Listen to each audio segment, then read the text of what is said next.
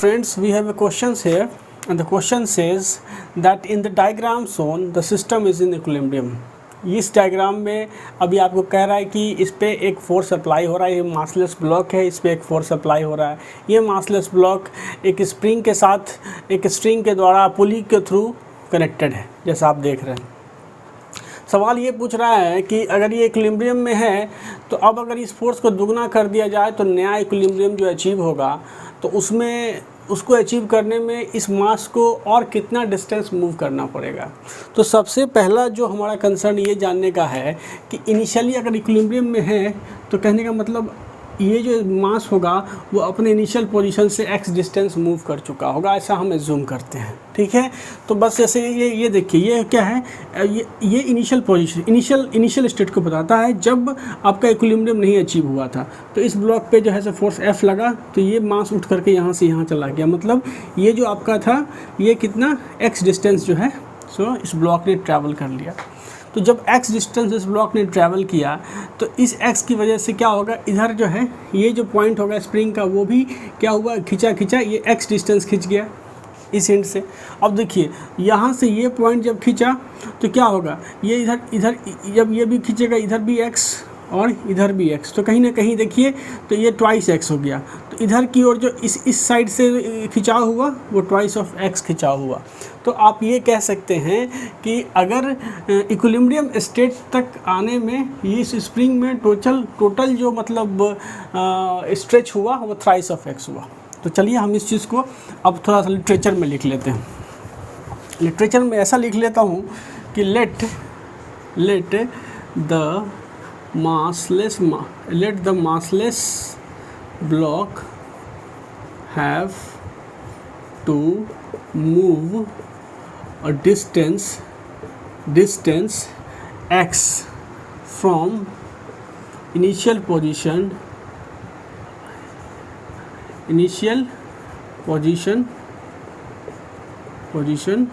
to attain the equilibrium.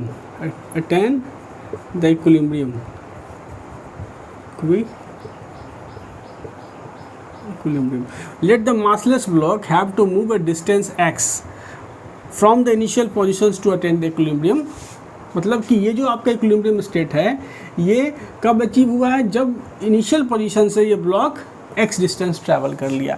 तो जब इसने x डिस्टेंस ट्रैवल कर लिया तब जाके इक्विलिब्रियम पोजीशंस को अचीव किया है। तो इधर की ओर x का डिस्प्लेसमेंट और चूंकि ये भी x डिस्टेंस ट्रैवल करेगा तो इधर भी x, तो टोटल जो इलोंगेशन हुआ स्प्रिंग में वो थ्राइस ऑफ x हुआ। And so the total elongation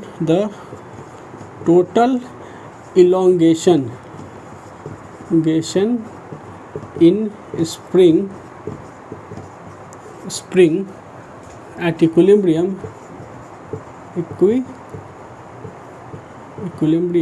is thrice of x। ये चीज़ काफ़ी कंफ्यूज कर सकता है लोगों को कि भैया मैंने थ्राइस ऑफ x क्यों लिख लिया। तो आप इस चीज़ को समझ लें कि जब ये इंड, अगर आप अभी माने कि ये आपका इक्विलिब्रियम पोजीशंस नहीं इनिशियल पोजीशंस है और जब फोर्स F लगा तो क्या हुआ, ये ब्लॉक जो है वो आपका एक पर्टिकुलर डिस्टेंस x मूव किया अपने इनिशियल, तब जाकर के इक्विलिब्रियम में आया। ठीक है, इक्विलिब्रियम में आया तो इक्विलिब्रियम मतलब क्या, फोर्सेस काउंटर बैलेंस हो गए, स्प्रिंग और स्ट्रिंग के टेंशन ने इसको काउंटर बैलेंस करके इक्विलिब्रियम में ले आया। तो देखिए जब ये मास यहाँ से उठ के यहाँ जाएगी तो ये जो पॉइंट है, जो स्प्रिंग का जो दूसरा एंड यहाँ अटैच्ड है वो भी क्या होगा, तो वो भी x डिस्टेंस ट्रैवल करेगा। ठीक है, एक इंड।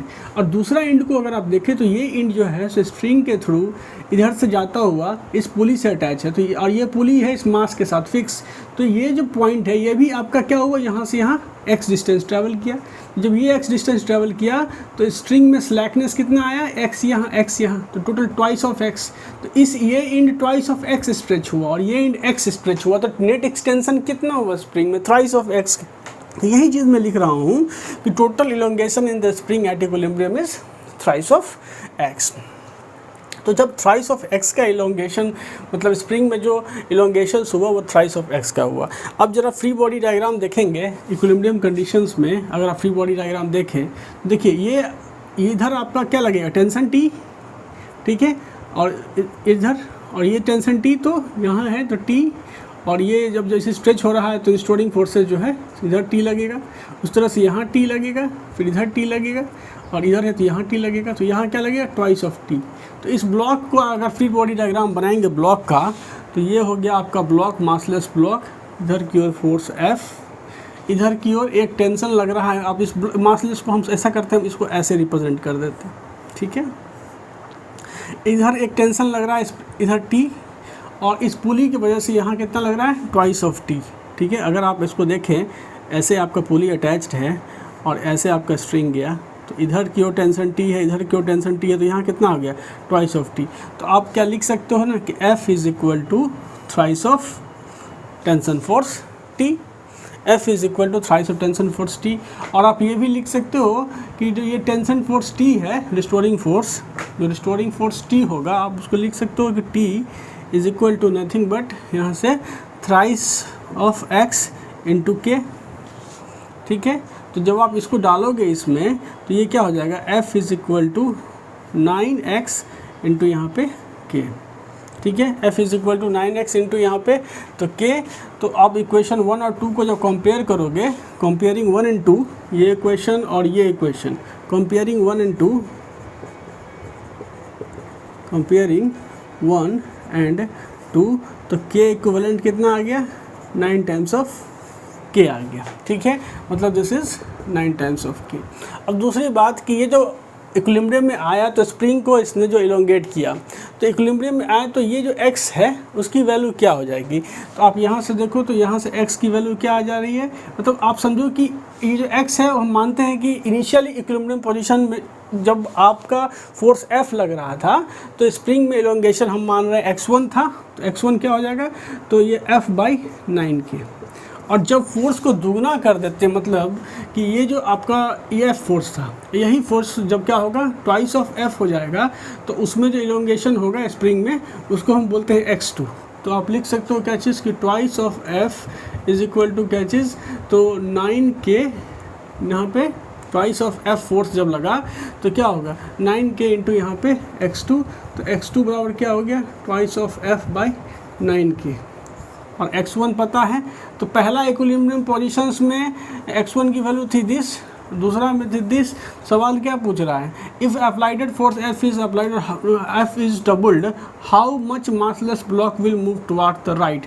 मतलब ये ब्लॉक अब इनिशियल जो x1 चला था अब और कितना चल गया, तो क्या होगा ये x2 माइनस x1 निकालेंगे, तो ये हो जाएगा twice of F/9K minus F/9K, and this is equal to F/9K। तो हमारा ये आंसर होगा, ठीक है।